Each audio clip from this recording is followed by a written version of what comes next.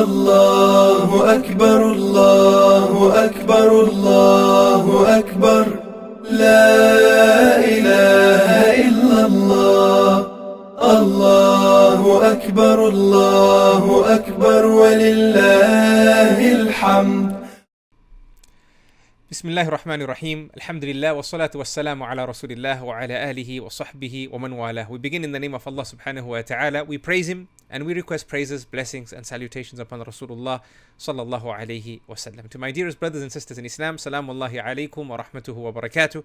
May Allah's peace and blessings and safety be upon you all, and I welcome you all to episode number 6 of our short Dhul Hijjah series together, dedicated towards the Hajj and the family and common foundations between them both.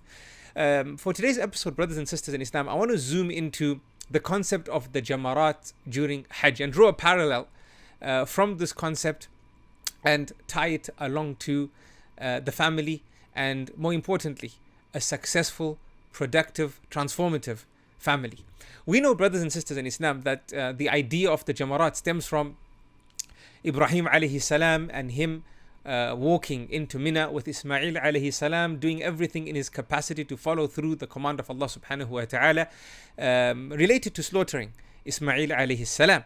And as he was making this journey, remembering Allah subhanahu wa ta'ala as they walked this journey that to us is very short today, but back then was very long, and given what Ibrahim had to do, it was definitely much longer than it should have been.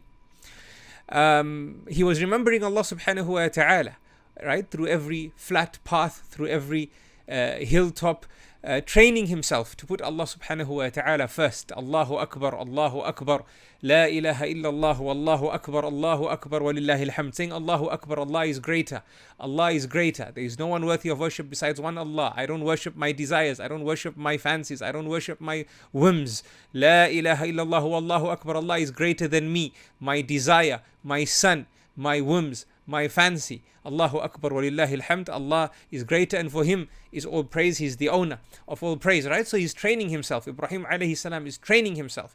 And Shaytan, no doubt, is watching the circumstance and situation and thinking, what a mighty opposition Ibrahim alayhi salam entails. So Shaytan sends reinforcements, right? Because the fancies and whims and desires of man, which Shaytan can manipulate via the qareen, right? There's this qareen that always pushes us towards evil, wasn't working. So he sends these shayateen, and these shayateen come to him at 3 different intervals, at intervals that you and I understand to be the place of the jamarats today.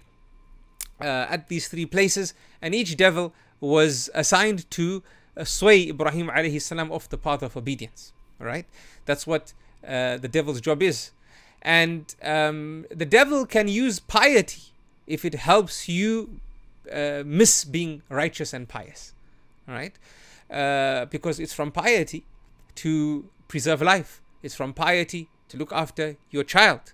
It's from piety to give your life up to save your child. It's a righteous thing to do, that you preserve your child's life even if it means there's a chance of you being harmed. And you can only imagine what kind of ideas these shayateen were presenting to Ibrahim. But no doubt all of this meant a lack of righteousness and piety if it meant going against a direct command from Allah subhanahu wa ta'ala.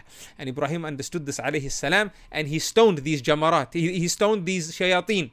So each one of them, he stoned them with 7 pebbles, throwing these pebbles at the shayateen, announcing Allahu Akbar, Allah is greater, Allah is greater, Allah is greater than what you're telling me and what you're whispering to me, and so on and so forth. And he defeated them. Now today we have the concept of the jamarat, which gives us a chance to mimic and act beloved to Allah subhanahu wa ta'ala from the life of Ibrahim alayhi salam. And many people, when I'm on Hajj, I do advise the group of people that are around me to really develop a sense of meaning behind the act. Don't just go and throw stones at a stone wall, right? Before it was a pillar, now it's a wall. But try and bring Ibrahim's situation as close as possible to yours and my situation. You and I, we have sins today, sins that defeat us, right? So if we could ponder over those sins and attach it to a pebble and go to that place and pelt it, because that is a day where Shaytan is being humiliated greatly, because Shaytan knows why the ummah is doing what they're doing. And he's remembering and made to remember over the course of the days with every stone that is thrown, what he felt when Ibrahim alayhi salam defeated him. Right? So if we take a sin, attach it to a pebble, with the sincere intention to leave that sin behind in the pit at the jamarat, and this inshallah would be a means of assisting ourselves when we go back home against falling into that sin again, and we throw that sin into that pit saying, Allahu Akbar, Allah is greater. Allah is greater than the desires that push me to follow that sin. Right? So this is an idea.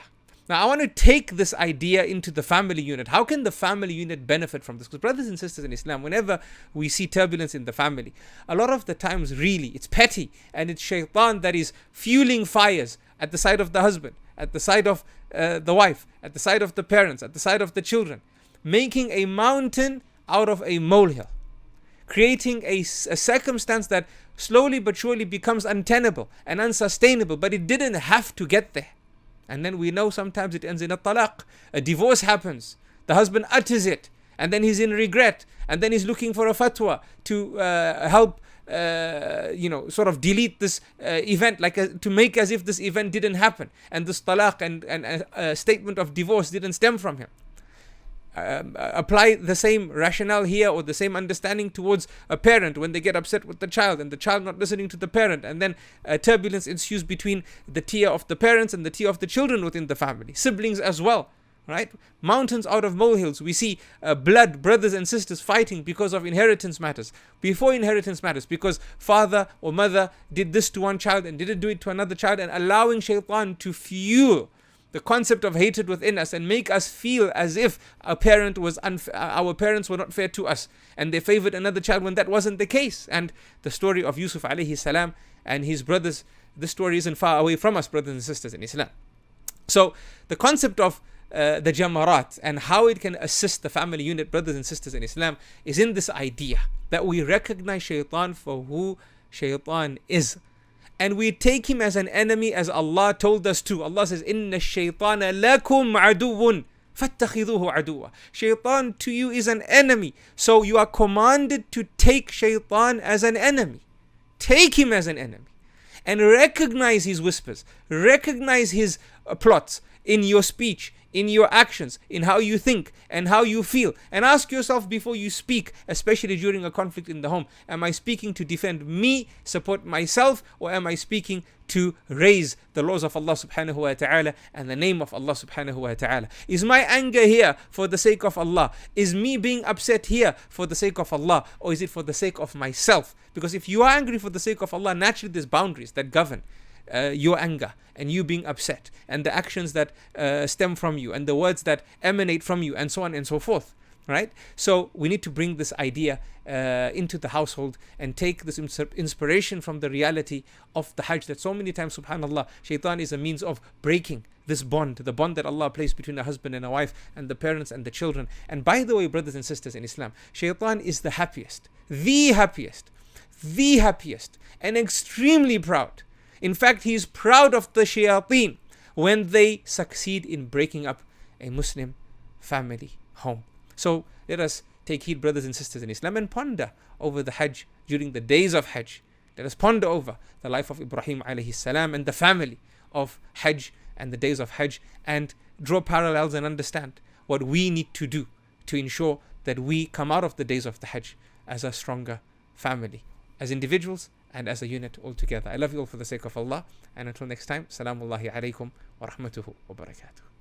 Allahu Akbar, Allahu Akbar, Allahu Akbar, La ilaha illallah.